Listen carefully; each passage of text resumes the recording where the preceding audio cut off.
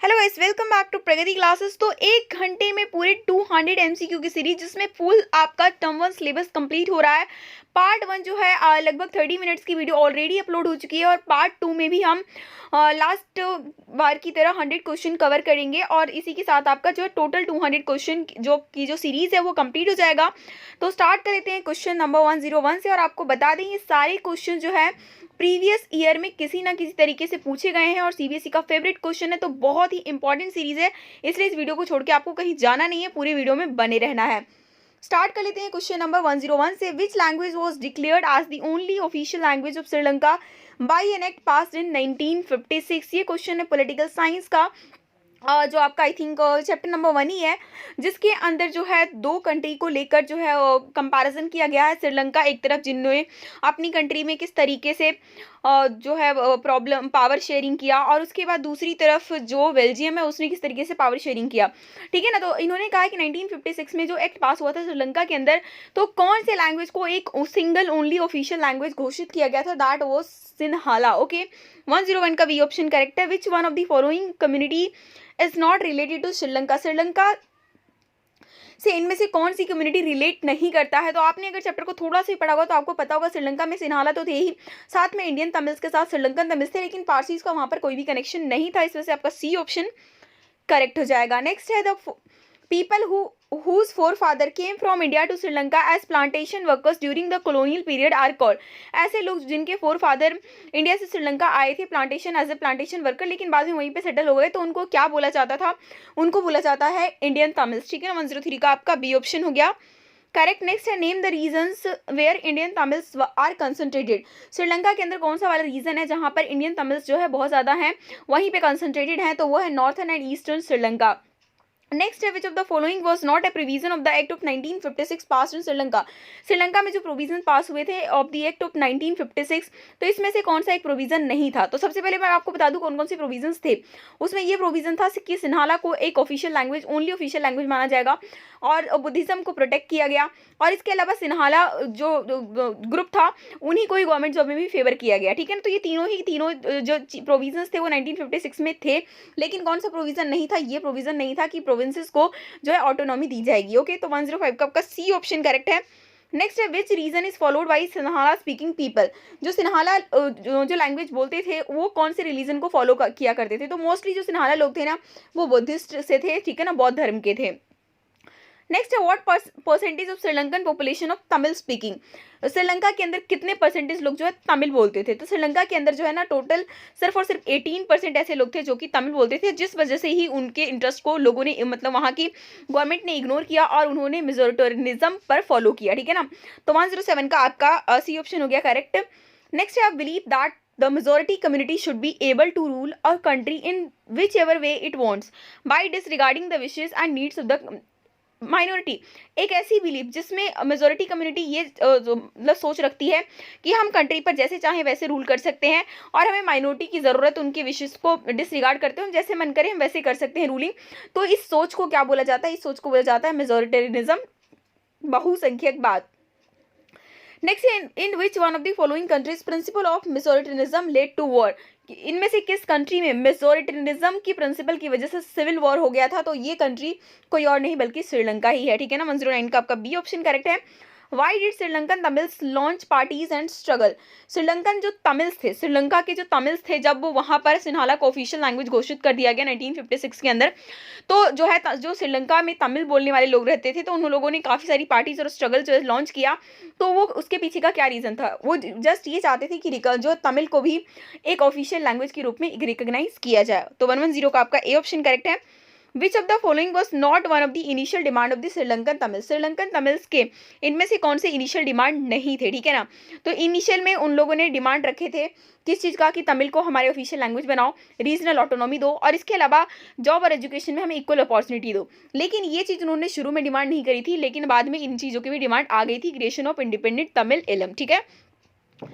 Next है when did, तो आपका ऑप्शन नंबर डी ये करेक्ट है, ठीक है ना। When did the civil war of Sri Lanka ends. जो श्रीलंका का सिविल वॉर है वो कब जाके खत्म हुआ, आप देख सकते हो कि 2009 में बहुत ज़्यादा टाइम तक वहाँ पर सिविल वॉर देखने को मिला, और धीरे धीरे उनके डिमांड्स भी बढ़ते गए। तो अल्टीमेटली जो सिविल वॉर कब खत्म हुआ, 2009 के अंदर। तो 112 का आपका बी ऑप्शन करेक्ट है। Which two languages are generally spoken in Belgium. अब दूसरी कंट्री बेल्जियम के बारे में जो है यहाँ पर भी लैंग्वेजेस को लेकर प्रॉब्लम है, ठीक है ना। तो ऐसे दो लैंग्वेज जो कि बेल्जियम में जनरली बोला जाता था, that was Dutch and French, ठीक है ना। 113 का आपका डी ऑप्शन करेक्ट है। नेक्स्ट है which language is spoken by the majority of Belgium. Belgium के अंदर जो मेजोरिटी लोग थे वो कौन सी लैंग्वेज को बोलते थे, तो जो वहाँ पर जो मेजोरिटी थी ना वो डच बोलने वालों की थी। 114 का आपका सी ऑप्शन करेक्ट है। नेक्स्ट है विच community was rich and powerful in Belgium. ज़्यादा पॉपुलेशन तो डच की थी, लेकिन कौन सी कम्युनिटी रिच और पावरफुल थी, अगर ये क्वेश्चन पूछे तो वो थी फ्रेंच कम्युनिटी, जो कि बहुत रिच थी और पावरफुल थी बेल्जियम के अंदर। In the city of Brussels, Brussels के अंदर जो है हिसाब थोड़ा सा उल्टा था। Brussels is the capital city of Belgium, और वहाँ पर जो है ना फ्रेंच वाले मेजोरिटी में थे और जबकि डच वाले माइनॉरिटी में थे, जबकि ओवरऑल कंट्री में डच वाले मेजोरिटी में थे, ठीक है ना। तो 116 का आपका ए ऑप्शन करेक्ट हो जाएगा। नेक्स्ट है Belgium solve it's problem successfully. अब बेल्जियम ने अपनी प्रॉब्लम को सक्सेसफुली सॉल्व भी कर लिया बहुत जल्दी। किस तरीके से उसने क्या किया, मेजोरिटेनिज्म की पॉलिसी को पूरी तरीके से रिजेक्ट किया, पावर शेयरिंग मैकेनिज्म को डेवलप किया, और इसके अलावा जितनी भी डिफरेंट कम्युनिटी है सबको रिस्पेक्ट, सबके इंटरेस्ट को रिस्पेक्ट करते हुए, ठीक है ना। तो ये प्रॉब्लम को इसने इन तीनों चीज़ों से सॉल्व कर लिया। तो ऑल ऑफ दीज आपका करेक्ट आंसर हो जाएगा। How many times the constitution of Belgium was amended between 1970 and 1993। 1970 से लेकर 1993 के बीच में बेल्जियम के कॉन्स्टिट्यूशन में कितनी बार अमेंडमेंट हुआ, तो टोटल 4 टाइम्स जो है उसमें अमेंडमेंट देखने को मिला। नेक्स्ट है who elects the community government in Belgium. Belgium के अंदर जो है कम्युनिटी गवर्नमेंट का सिस्टम लाया गया, और जब कम्युनिटी गवर्नमेंट का चुनाव होता है तो उसमें सिर्फ और सिर्फ एक लैंग्वेज कम्युनिटी वाले ही पार्टिसिपेट करते हैं।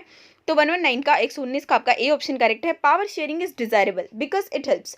पावर शेयरिंग डिजायरेबल है क्यों, क्योंकि ये किस चीज़ में हेल्प करता है, to reduce possibility of conflict. लोगों में कॉन्फ्लिक्ट ना हो उसकी पॉसिबिलिटी को कम करने के लिए पावर शेयरिंग जो है डिजायरेबल होता है। तो 120 का आपका 120 का आपका बी ऑप्शन करेक्ट है। नेक्स्ट है which one of the following statement about coalition government is true.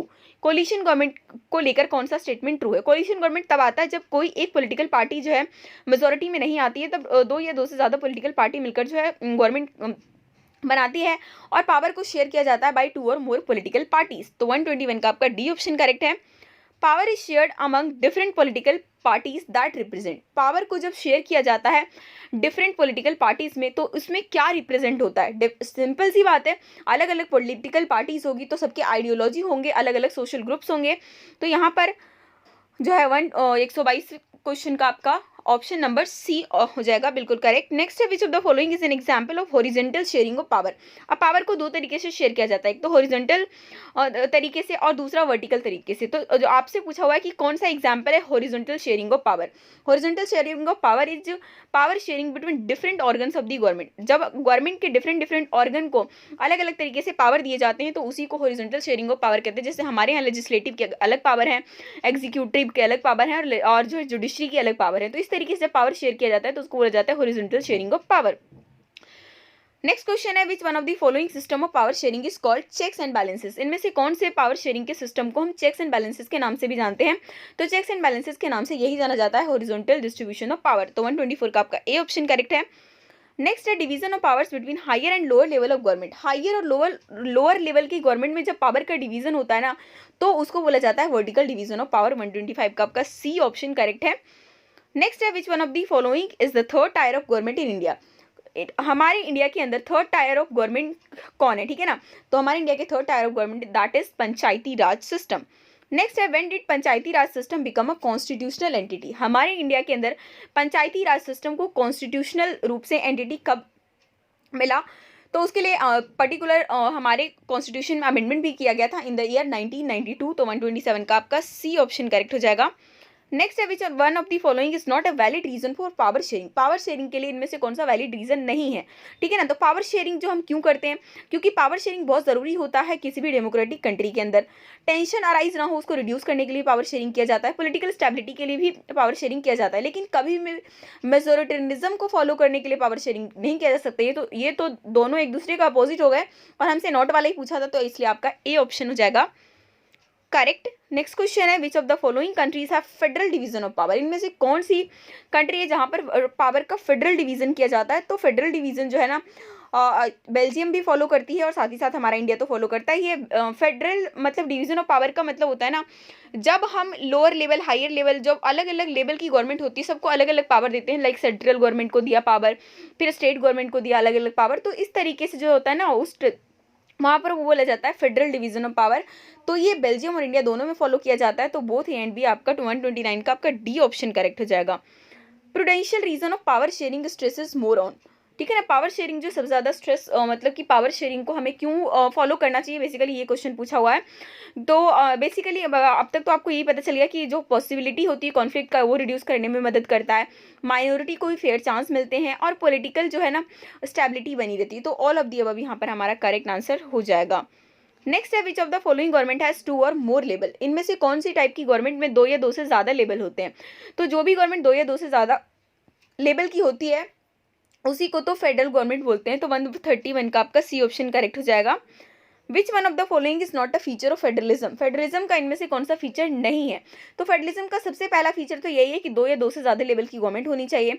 इसके अलावा जो डिफरेंट टायर्स ऑफ गवर्नमेंट होते हैं वो सेम सिटीजन पर ही गवर्न करते हैं, रूल करते हैं, ठीक है ना। उसके अलावा जो है वहाँ पर जितने फेडरलिज्म कंट्री जो फेडरलिज्म को फॉलो करेंगे जो कंट्री, तो वहाँ पर कॉन्स्टिट्यूशन को इंटरप्रेट करने का पावर कोर्ट को दिया जाता है, ठीक है ना। तो ये तीनों ही जो है फेडरलिज्म के फीचर्स हैं। कौन सा फीचर नहीं है, ये फेडरलिज्म का फीचर बिल्कुल नहीं है कि सेंट्रल गवर्नमेंट जो है स्टेट गवर्नमेंट को ऑर्डर दे सकते हैं। ये दोनों अपना अपना इंडिपेंडेंटली काम करते हैं, जो भी इनको जो भी शक्तियाँ दी गई है अपने अकॉर्डिंग। नेक्स्ट है which form of power sharing is most commonly referred to as federalism, मतलब पावर शेयरिंग किस फॉर्म का होता है अगर हम बात करते हैं फेडरलिज्म की। तो अब तक आपको थोड़ा सा आइडिया हो गया होगा कि हॉरिजॉन्टल में हम क्या कर रहे थे कि जो अलग अलग टाइप का मतलब हमने बांटा है ना कि एग्जीक्यूटिव अलग, जुडिशरी अलग, लेजिस्लेटिव अलग, तो वो तो हॉरिजॉन्टल है। वर्टिकल में हमने क्या बोला कि डिफरेंट डिफरेंट लेवल पे, और डिफरेंट डिफरेंट लेवल की बात फेडरलिज्म भी करता है, अपर लेवल की गवर्नमेंट, लोअर लेवल की गवर्नमेंट, सेंट्रल लेवल की गवर्नमेंट, स्टेट लेवल की गवर्नमेंट। तो बात करें फेडरलिज्म की तो वहां पर किस फॉर्म की पावर शेयरिंग होती है, vertical division of power. Next है when power is taken away from central and state government and given to local government, जब सेंट्रल और स्टेट गवर्नमेंट के कुछ पावर लेकर लोकल गवर्नमेंट को दे दिया जाता है तो उसको क्या बोलते हैं, डिसेंट्रलाइजेशन। नेक्स्ट है major step towards decentralisation was taken in, एक मेजर स्टेप लिया गया हमारे इंडिया के अंदर डिसेंट्रलाइजेशन को लेकर। तो वो कब लिया गया, 1992 को, जबकि 73rd अमेंडमेंट हुआ, 74th अमेंडमेंट हुआ और पंचायती राज सिस्टम, ये सारी चीज़ें शुरू हुई, ठीक है ना। तो 135 का आपका बी ऑप्शन करेक्ट हो जाएगा। Which federal institution oversees the implementation of constitutional provisions and procedures, इनमें से कौन सा जो है फेडरल इंस्टीट्यूशन जितने भी हमारे कॉन्स्टिट्यूशन में प्रोविजंस दिए हुए हैं, प्रोसीजर दिए हुए हैं, तो उसको इम्प्लीमेंट कैसे हो, अच्छे से हो रहा है कि नहीं हो रहा, इस चीज़ को देखने का काम किसका होता है, तो इस चीज़ को देखने का काम जुडिशरी का होता है, ठीक है ना, न्यायपालिका का होता है। 136 का आपका सी ऑप्शन हो जाएगा करेक्ट। नेक्स्ट है who among the following is called head of the state at the state level, state level पर हेड ऑफ द स्टेट किसको बोला जाता है, तो बोला जाता है चीफ मिनिस्टर को। नेक्स्ट है both the union and the state government can make laws on which subject mentioned in the, अब देखिए हमारे यहाँ जब मतलब कि पावर शेयरिंग किया गया तो कुछ मतलब हमारे यहाँ लिस्ट जारी की गई, union list, state list, concurrent list. तो यूनियन लिस्ट वो लिस्ट होती है, मतलब वो उस लिस्ट में जितने भी सब्जेक्ट हैं उस पर कानून बनाने का काम किसका, सेंट्रल गवर्नमेंट का। जितने भी सब्जेक्ट स्टेट लिस्ट में है उस पर कानून बनाने का स्टेट गवर्नमेंट का, ठीक है ना। और इस पे सेंट्रल गवर्नमेंट, इस पे स्टेट गवर्नमेंट, और इस पे दोनों ही गवर्नमेंट बना सकती है, जो कंकरेंट लिस्ट होता है। हमसे क्वेश्चन में यही पूछा हुआ है कि कौन से ऐसे सब्जेक्ट होते हैं जिस पर कि यूनियन और स्टेट दोनों गवर्नमेंट कानून बना सकती है, दैट इज कंकरेंट लिस्ट। 138 का सी ऑप्शन करेक्ट हो जाएगा। विच of the following is not a subject of union list, इनमें से कौन सा यूनियन लिस्ट का सब्जेक्ट नहीं है। तो यूनियन लिस्ट के अंदर जो है ना लॉ एंड ऑर्डर नहीं है, बाकी फॉरेन अफेयर्स, करेंसी, बैंकिंग, ये सारी यूनियन लिस्ट के हिस्सा है, बल्कि और लॉ और ऑर्डर जो है स्टेट लिस्ट का हिस्सा है, ठीक है। Which one come under the state list in India, India के अंदर स्टेट लिस्ट के अंदर कौन सा सब्जेक्ट जो है कंसिडर किया जाता है। तो मैंने अभी ये पता चला आपकी लॉ एंड ऑर्डर, और लॉ एंड ऑर्डर के अंदर ही पुलिस आता है, तो इसको स्टेट लिस्ट के अंदर कंसिडर किया जाता है। बाकी कम्युनिकेशन हो गया, डिफेंस हो गया, करेंसी हो गया, ये सारा मैटर जो है स्टेट लेवल का है, और इसको जो है स्टेट लेवल का कह रही हूँ, आपका पूरा मतलब कि एक कंट्री लेवल का है, तो जिस वजह से ये यूनियन लिस्ट के सब्जेक्ट हैं। नेक्स्ट है which of the following subject falls under the concurrent list, इनमें से कौन से सब्जेक्ट जो है कंकरेंट लिस्ट के अंदर कंसिडर किए जाते हैं? तो ये मैरिज वाला जो मैटर है ये कंकरेंट लिस्ट के अंदर आता है, ठीक है। अब नेक्स्ट क्वेश्चन है, in case of clash between the laws made by the centre and the state on a subject in the concurrent list. अब कंकरेंट लिस्ट पर दोनों ही सरकारें कानून बना सकती है, सेंट्रल गवर्नमेंट भी, स्टेट गवर्नमेंट भी। अब सपोज करो दोनों ने कानून बना दिया लेकिन क्लैश हो रहा है, तो किसका कानून माना जाएगा? तो सेंट्रल गवर्नमेंट ने जो कानून बनाया होगा वही प्रिवेल्स, वही माना जाएगा। 142 का आपका बी ऑप्शन हो गया करेक्ट। नेक्स्ट है, what are those subject which do not fall in any of 3 subject list.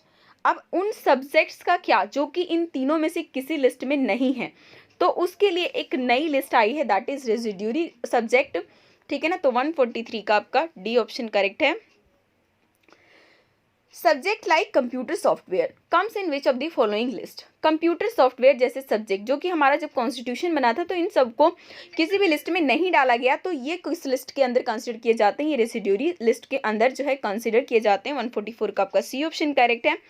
Which level of government in India has the power to legislate the residuary subject. कौन से level की government जो है कानून बना सकती है रेजिड्यूरी सब्जेक्ट पर? तो वो हमारे यहाँ कानून बनाने का जो अधिकार है, जो कुछ रेजिड्यूरी सब्जेक्ट बच गए थे तो उस पर यूनियन गवर्नमेंट ही कानून बना सकती है। 145 का आपका बी ऑप्शन करेक्ट है। नेक्स्ट है, how many other language are recognised as a scheduled language by the constitution beside Hindi. Hindi के अलावा हमारे इंडियन कॉन्स्टिट्यूशन में कितने लैंग्वेज को जो है रिकॉग्नाइज किया गया है? तो अगर टोटल पूछे तो आपका 22 लैंग्वेज है, लेकिन हिंदी के अलावा तो आंसर 21 हो जाएगा। 21 प्लस में हिंदी तो 22 हमारा आंसर हो जाएगा। 146 का C. According to the constitution the use of English for official purpose. पहले क्या था कि ऑफिशियल पर्पस के लिए सिर्फ और सिर्फ इंग्लिश ही यूज़ किया जा सकता था, लेकिन इसको कब खत्म कर दिया गया? In the year 1965। 147 का आपका सी ऑप्शन करेक्ट है। एरियाज लाइक चंडीगढ़ और लक्षद्वीप और the capital city Delhi are called. ऐसे एरियाज जो है कुछ आपने सुने होंगे, तो टोटल ये जो है इसको क्या बोला जाता है? यूनियन टेरिटरीज बोला जाता है। तो 148 का आपका बी ऑप्शन करेक्ट है। Which government has special power in running union territories. Union territories को चलाने के लिए कौन सी गवर्नमेंट के पास स्पेशल पावर होती है? तो वो स्पेशल पावर होती है सेंट्रल गवर्नमेंट के पास। 149 का आपका ए ऑप्शन करेक्ट है। नेक्स्ट है, who among the following is head of the municipal corporation. Municipal corporation का हेड कौन होता है? तो म्यूनिसिपल कॉर्पोरेशन का जो हेड होता है वो होता है मेयर, ठीक है ना। तो 150 का आपका डी ऑप्शन हो जाएगा करेक्ट। नेक्स्ट है, which one is not the part of 3 tier system of panchayati raj. अब पंचायती राज में 3 टायर सिस्टम है, जिसके अंदर विलेज पंचायत है, ब्लॉक समिति है, जिला परिषद है, लेकिन म्यूनिसिपैलिटीज नहीं है, ठीक है ना। नेक्स्ट है the system of panchayati raj. System जो पंचायती राज के सिस्टम में क्या क्या इन्वॉल्व होते हैं, तो उसके अंदर होता है विलेज, विलेज के ऊपर ब्लॉक, ब्लॉक के ऊपर डिस्ट्रिक्ट लेवल। तो 152 का आपका डी ऑप्शन हो जाएगा correct. In local self government institution at least 1/3 of all positions are reserve. जो लोकल सेल्फ गवर्नमेंट इंस्टीट्यूशन है ना, उसमें 1/3 1/3 जो है वो सीटें रिजर्व की गई हैं, किनके लिए? वुमेन्स के लिए, ठीक है। तो 153 का आपका बी ऑप्शन हो जाएगा करेक्ट। नेक्स्ट है, which body conducts the election for panchayat and municipalities. Panchayat और म्यूनिसिपैलिटी के लिए इलेक्शन कंडक्ट कराने का काम किसका है? तो उसका इलेक्शन जो है election commission of India conduct नहीं कराती है, बल्कि पर्टिकुलर स्टेट इलेक्शन कमीशन इसको कंडक्ट कराता है। तो 154 का आपका बी ऑप्शन हो जाएगा करेक्ट। नेक्स्ट क्वेश्चन है, which of the following countries is an example of coming together federation. इनमें से कौन सा कंट्री एक एग्जाम्पल है कमिंग टुगेदर फेडरेशन का? तो कमिंग टुगेदर फेडरेशन का एग्जाम्पल आपको मिलेगा यूएसए। नेक्स्ट है, which one of the following countries is good example of holding together federation. Holding together federation का एक अच्छा एग्जाम्पल कौन सा है? तो होल्डिंग टुगेदर फेडरेशन जो है उसका एग्जाम्पल इंडिया आपको याद रख सकते हैं। तो 156 का आपका डी ऑप्शन हो जाएगा करेक्ट। नेक्स्ट है, Belgium shifted from a unitary form of government to. Belgium जो है 1993 के अंदर यूनिटरी फॉर्म से किस में ट्रांसफर हो गया था? वो हो गया था फेडरल टाइप ऑफ गवर्नमेंट में। तो 157 का आपका बी ऑप्शन हो जाएगा करेक्ट। अब नेक्स्ट क्वेश्चन है, according to the constitution of India, India constitution of India के अकॉर्डिंग इंडिया क्या है? ठीक है ना, India is an union of state, ठीक है ना। इंडिया एक क्या है? यूनियन ऑफ स्टेट है, और ये हमारे कॉन्स्टिट्यूशन में साफ साफ लिखा हुआ है। तो 158 का आपका ए ऑप्शन करेक्ट है। नेक्स्ट है, the main objective of federal system. Federal system का मेन ऑब्जेक्टिव क्या होता है? फेडरल सिस्टम का मेन ऑब्जेक्टिव जो होता है वो होता है कि रीजनल डाइवर्सिटी जो है उसको एक्यूमुलेट करके रखना, ठीक है। तो 159 का आपका सी ऑप्शन करेक्ट है।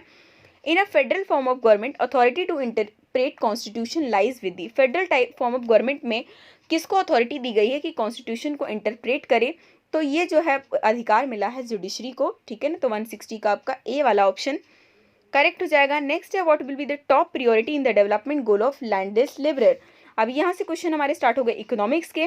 तो अगर हम बात करें ना, तो डेवलपमेंट गोल हर इंसान का अलग अलग हो सकता है। अब यहाँ पर सिर्फ देखना होता है कि कौन है यहाँ पर, ठीक है ना। लैंडलेस लेबर है जिसके पास खुद की ज़मीन नहीं है और वो मजदूर तो है ही, तो उसकी मेन प्रायोरिटी यही होगी, टॉप प्रायोरिटी यही होगी, उसको ज़्यादा दिन काम के मिले और बेटर वेजेस मिले। तो 161 का आपका बी ऑप्शन हो जाएगा करेक्ट।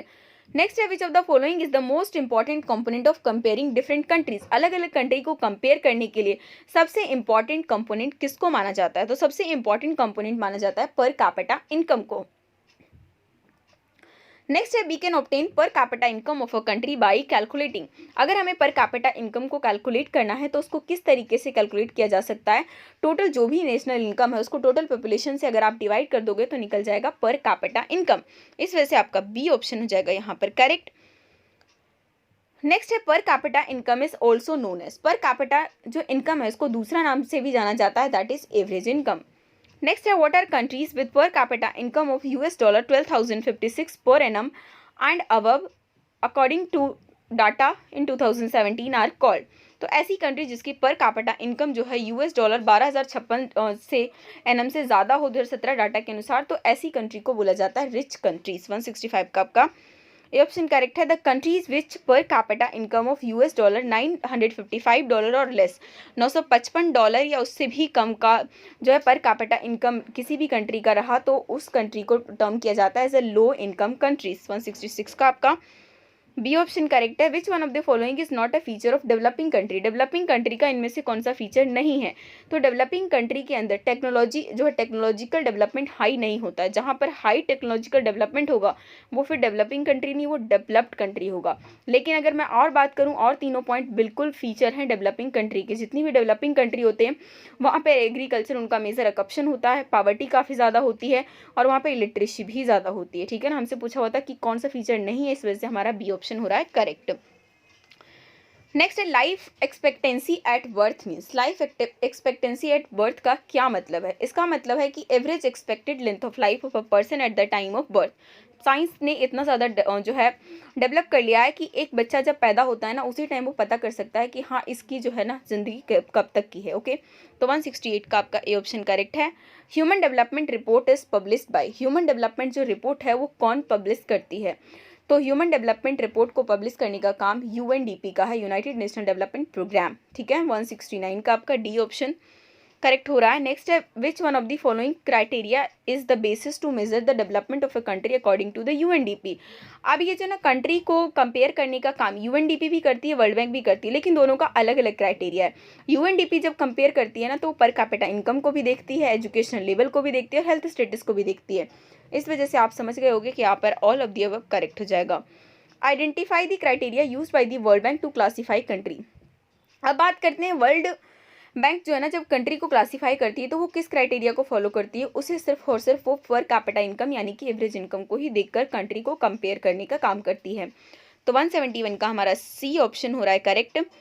नेक्स्ट है which one of the following states has the highest human development index. हमारे इंडिया के अंदर कौन सा स्टेट है जहाँ पर सबसे ज़्यादा ह्यूमन डेवलपमेंट इंडेक्स है, that is Kerala. Okay, Kerala has a low infant mortality rate because it has. Kerala में सबसे कम जो है इन्फेंट मोर्टालिटी रेट है, तो क्यों, इसके पीछे का क्या रीज़न है, क्योंकि वहाँ पर बेसिक हेल्थ और एजुकेशनल फैसिलिटीज़ बहुत ही अच्छी है, जिस वजह से वहाँ पर पूरी कंट्री में आप देखो तो लो इन्फेंट मोर्टालिटी रेट वहीं पे देखने को मिलेगा। सबसे ज़्यादा पढ़े लिखे मतलब जो लिटरेसी परसेंटेज है वही वहाँ पर सबसे ज़्यादा देखने को मिलेगा। हेल्थ फैसिलिटीज़ भी वहाँ पर काफ़ी अच्छी हैं। और इसके अलावा अगर आप देखोगे ना रेशो मेल और फीमेल का रेशो, तो मतलब ऐसा स्टेट केरला है जहाँ पर कि लड़के से ज़्यादा लड़कियों की संख्या है। तो आप समझ सकते हो केरला कितना ज़्यादा डेवलप है। तो 173 का सी ऑप्शन हो गया करेक्ट। नेक्स्ट है which of the following state has the highest पर कैपिटा इनकम। अब हम ये नहीं देख रहे कि वहाँ पर ह्यूमन डेवलपमेंट कैसा है, सिर्फ और सिर्फ हम बात करें हाईएस्ट पर कैपिटा इनकम की, तो वो है पंजाब की। नेक्स्ट है which of the following state of India has low literacy rate. सबसे कम लिटरेसी रेट कहाँ पर है, तो वो है बिहार में।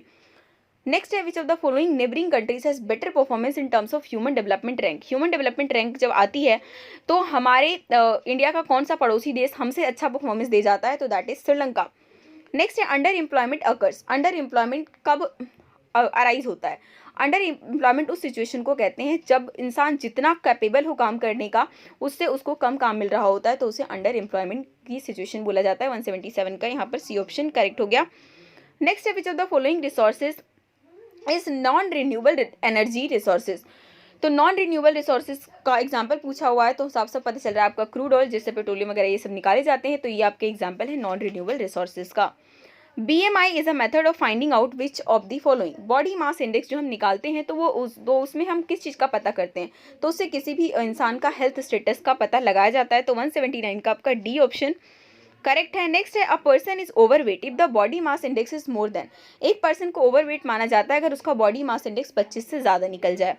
नेक्स्ट है the economy is classified into public and private sectors on the basis of. अब इकोनॉमी को क्लासीफाई अलग अलग तरीके से किया गया है, लेकिन अगर हम इन्होंने बात किया कि इकोनॉमी को हमने कैसे क्लासीफाई किया है into public and private sector, तो वो किस बेसिस पे किया जाता है, तो वो on the basis of ownership of enterprises. Next है which is the correct option for classification on the basis of nature of economic activity. जब हम अपनी इकोनॉमी को किस बेसिस पर कर रहे हैं classify on the nature of economic activity, तो इनमें से कौन सा ऑप्शन करेक्ट है, तो आपका option number B as a primary sector, secondary sector and tertiary sector. तो 182 का आपका बी ऑप्शन हो जाएगा correct. Production of a commodity through exploitation of natural resources. जब किसी भी कमोडिटी का प्रोडक्शन किसके थ्रू किया जाता है, through the exploitation of natural resources, तो ये किस सेक्टर की एक्टिविटी है, तो ये प्राइमरी सेक्टर की एक्टिविटी है।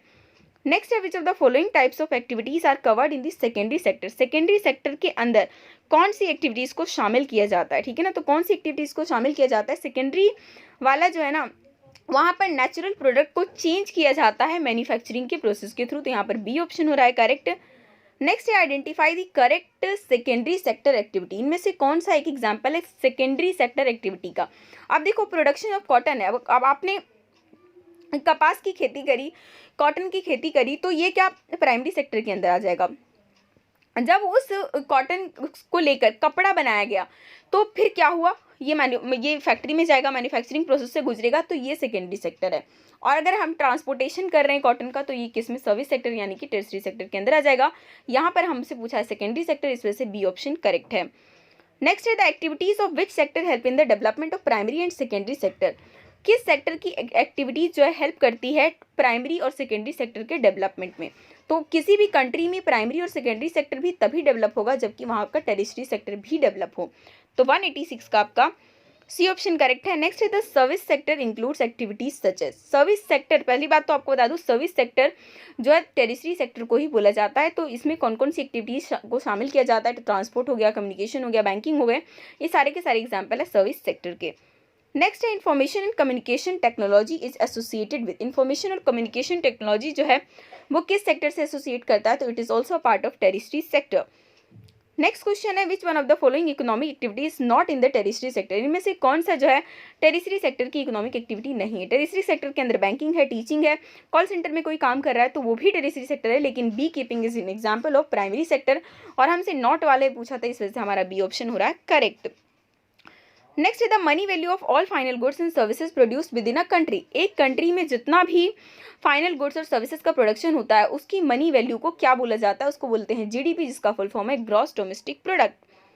नेक्स्ट है why there is a need to consider values of only finished good while calculating GDP. GDP जब हम कैलकुलेट करते हैं तो उस टाइम पे हम फिनिश्ड गुड्स की वैल्यू क्यों लेते हैं। उसके पीछे का रीज़न ये होता है कि फाइनल जो गुड्स होते हैं ना, उसमें सारे जो जितने भी इंटरमीडिएट गुड्स है उस सारी की सारी जो वैल्यू है उसमें ऑलरेडी शामिल होती है, जिस वजह से अगर हम दोनों को लेने लगे तो डबल जो है इनकम कैलकुलेट हो जाएगा, जिस वजह से जो है फाइनल गुड्स को ही कंसिडर किया जाता है। तो 191 का हमारा बी ऑप्शन हो रहा है करेक्ट। नेक्स्ट है in which sector activities are not guided by profit motive.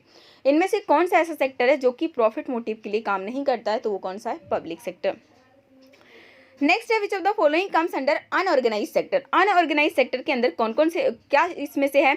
तो ऑर्गेनाइज सेक्टर होता है जहां पर लोगों को जॉब सिक्योरिटी मिलती है, उनको उनके काम के घंटे भी डिसाइड होते हैं, मेडिकल बेनिफिट मिलता है और उन्हें कभी जॉब से ऐसे हटाया नहीं जा सकता। तो और दूसरा अनऑर्गेनाइज सेक्टर उसका जस्ट अपोजिट है, जिनको कोई जॉब सिक्योरिटी नहीं, जब मन करे जब भगा दिया, ठीक है ना, कितनी भी सैलरी दे दिया। तो एग्जाम्पल आप सब पता चल रहा है, हमारा ए ऑप्शन हो जाएगा करेक्ट, ऑटो रिपेयर शॉप। ठीक है, नेक्स्ट है worker of which sector are not enjoying job security, paid leaves और मेडिकल बेनिफिट। आंसर हो जाएगा हमारा ऑप्शन नंबर डी। नेक्स्ट है protection and support to the unorganised sector workers is necessary. अब जितने भी अनऑर्गेनाइज सेक्टर के वर्कर्स होते हैं उनको भी प्रोटेक्शन और सपोर्ट की ज़रूरत है, और जिसके लिए गवर्नमेंट बहुत कुछ करती भी है, लेकिन वो ग्राउंड लेवल पर इंप्लीमेंट नहीं हो पाता है। लेकिन करना क्यों चाहिए? ताकि उनका भी इकोनॉमिक और सोशल डेवलपमेंट हो सके। तो 195 का डी ऑप्शन हो जाएगा correct. In which of unemployment more people are employed than required. जितने लोगों की ज़रूरत हो उससे भी ज़्यादा अगर काम पे लगे होते हैं तो उस टाइप की बेरोजगारी को क्या बोला जाता है? Disguised unemployment. 196 का आपका बी ऑप्शन करेक्ट है। नेक्स्ट है that term under employment is related to. Under employment जो टर्म है वो किससे रिलेट करता है? तो under employment people looks to be working, लोगों को देख के ऐसा लगता है कि वो काम कर रहे हैं, but they are made to work less than their potential. लेकिन उनकी जितनी क्षमता है ना उससे कम उन्हें काम करने के लिए मिल रहा होता है। तो 197 का हमारा बी ऑप्शन करेक्ट हो गया। Next as per NREGA 2005 the number of days of employment guarantee by the government. Mahatma Gandhi national rural employment guarantee scheme जो है उसके अंदर कितने दिन के रोजगार की गारंटी दी जाती है? तो टोटल 100 डेज की दी जाती है। नेक्स्ट है more employment can be generated by. ज़्यादा एम्प्लॉयमेंट को जनरेट करना है तो उसके लिए इनमें से क्या किया जा सकता है? डैम और कैनल का कंस्ट्रक्शन किया जा सकता है। इसके अलावा सेकेंडरी और टेरिटरी सेक्टर में प्रोडक्शन बढ़ाया जाए तो भी एम्प्लॉयमेंट बढ़ेगा। और इसके अलावा अगर हम बात करें सेमी रूरल एरियाज़ या फिर रूरल एरिया में भी इंडस्ट्री को प्रमोट किया जाए, टेरिटरी सेक्टर की एक्टिविटीज़ को प्रमोट किया जाए, तो इन सबसे एम्प्लॉयमेंट ही तो बढ़ेगा। तो ऑल ऑफ दी अबव हो जाएगा करेक्ट। और अब हमारा last question, which is the most important sector of economy in a developed country. किसी भी डेवलप्ड कंट्री के अंदर सबसे मोस्ट इंपॉर्टेंट सेक्टर कौन सा होता है? तो आप देखोगे कोई भी डेवलप्ड कंट्री होगा ना वहाँ का most important sector territory sector होगा। ठीक है, तो जैसे जैसे किसी भी कंट्री में टेरिटरी सेक्टर का कॉन्ट्रीब्यूशन जीडीपी में बढ़ने लगता है तो उसी से हम देख लेते हैं कि हाँ वो कंट्री जो है डेवलप होती जा रही है। तो यहाँ पर ये सीरीज आपको होपफुली पसंद आई होगी। पार्ट 1 नहीं देखा है तो डिस्क्रिप्शन में लिंक है, वहाँ से भी ज़रूर उसको देख लीजिए। उसके अंदर हिस्ट्री और जो है ज्योग्राफी के सभी इंपॉर्टेंट क्वेश्चन कवर है, तो उसको भी आपको देखना जरूरी है। बाकी वीडियो को लाइक करिए, अपने दोस्तों के साथ शेयर कीजिए। चैनल पर नए जुड़े हैं तो सब्सक्राइब करके बेल आइकन भी क्लिक कर लीजिए ताकि नई वीडियो की नोटिफिकेशन आपको तुरंत मिले।